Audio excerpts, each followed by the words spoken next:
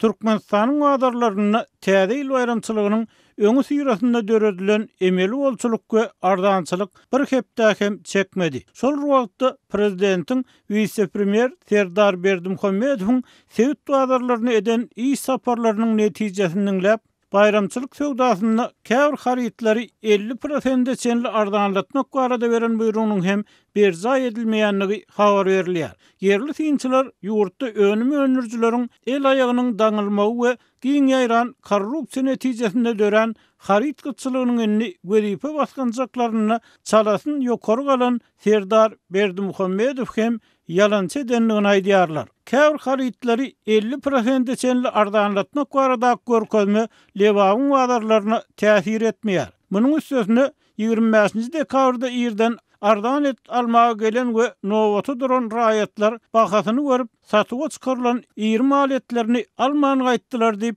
Lewapda habarçymyz habar berýär.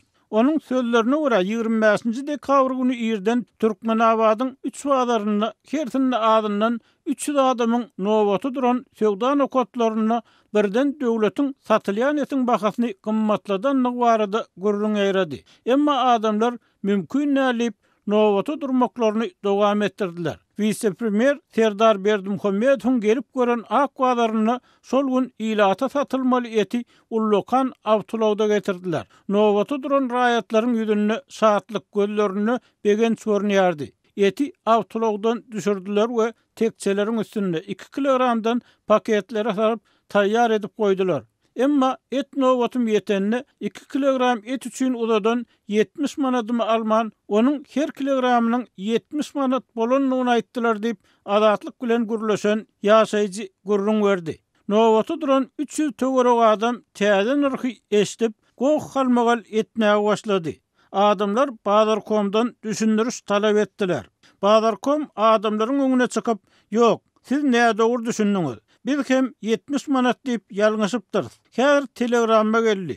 Döwlet tarapyndan satylýan etin her kilogramy 55 manat diýdi. 24 dekabrda et 37 manatdan satylýardy. Bugün 25 dekabrda etin kilogramy eýem 55 manat bolýarmy diýip ak wadara et almaga gelen adamlar nägilelik bildirdi. Emma Badarkom diňe Aşgabatdan gelen narhlary aýdanlygyny özüniň hiç bir haryda baha kesmänligini aýtdy. 20 minutda 300 adamly nowat targap gitdi. Awtolawdaky we tekçelerdäki 2 ton et alınman galdy. 55 manatdan et almaga howlugan adam bolmady diýip habarça aýtdy. Gahary gelen adamlaryň biri gyýgyryp gidip barşyny öz nägileligini bildirdi. Husus dukanlarda 20 alyň etini 64 manatdan alsaň isläň ýerinden kesip berýärler. Sizin paketiňizde bolsa içýag, kelleti hem garlanıp olaýtdy. Habarçy bu maglumaty Türkmenabadyň 1-nji etrapçasyndaky wadarda 66 diýilýän wadarda we ak wadarda şaýat bolan zatlaryny gürleşen adamlaryna salgylanyp berýär. Prezidentiň bahalary 50% ardanlatmak barada beren görkezmesine garamazdan keskitli wagtdan berilýän ady önümleriniň bahalary paýtagtda hem gymmatlady. Ösümlük ýagynyň her çüýşesiniň bahasy 35 manat, şekeriň kilogramy 18 manat boldy. Olaryň degişlilikde 19 we 9 manat bahalanýar diýip Aşgabatda habarçymyz aýdýar. Onun sözlerine göre ösümlük ýagy we şeker kesitli wagtdan satylýan önümleriň sanawynyň çykaryldy. Olar häzir dukanlarda erkin wagtdan 35 we 18 manatdan satylýar. Satyjylaryň aýtmaklaryna göre häkimetler täze ýylyň kesitli narhdan önüm satmagy besetmek kararyna geldiler. Bazarda 35 manatdan ardan et satmagy besetdiler. Innetin her kilogramynyň döwlet bahasy 70 manat boldy. Ýöne etin bu narhynyň hem näçe wagt saklanyp biljegi belli däl.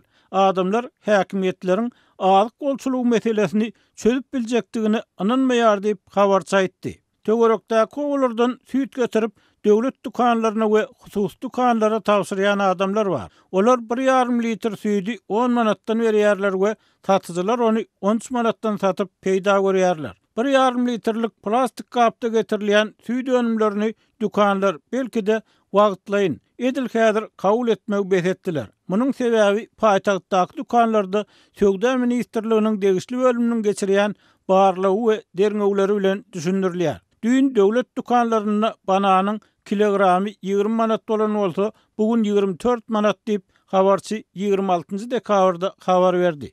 Ortiýetde öndürilen we möhleti geçýän margarynyň 250 gramyny 5 manatdan satýarlar. Şu gün TK bazarynda we Gülistan bazarynda 70 manatdan satyldy diýip habarçy aýtdy. Odalky suw gurulşyk inženeri we diplomat Awstriýada ýaşaýan Nur Muhammed Hanawyň pikirçe, ýurtda harit bolmasa, önüm önürjüleriň el aýagy boşadylmasa, ýokardan aýdyp narhlary ardanladyp bolmaz. Bazarın öz kanunlary bar. Haritin bolmasa bahasy galar. Şoň üçin ol sen diýme özüňi diňe ýalançy edip görkezmekden başga iş satýarlar. Özi ilki ýalançy bolup maskara boldynym, oğlunam ýalançy edip maskara bolup ýörler iksem. Halk görüp dur ahyry. Şeýle-de Hanaw bazarlarda bolçuluk, ardançylyk bolmak üçin harit köpeldilmeli. Önüm önürjüler konkurensiýa bäsleşik şertlerinde işläp bilmeli. Şonu prezident hem, onuň ogly hem ýalançy bolmaly bolmaz diýip pikir edýär.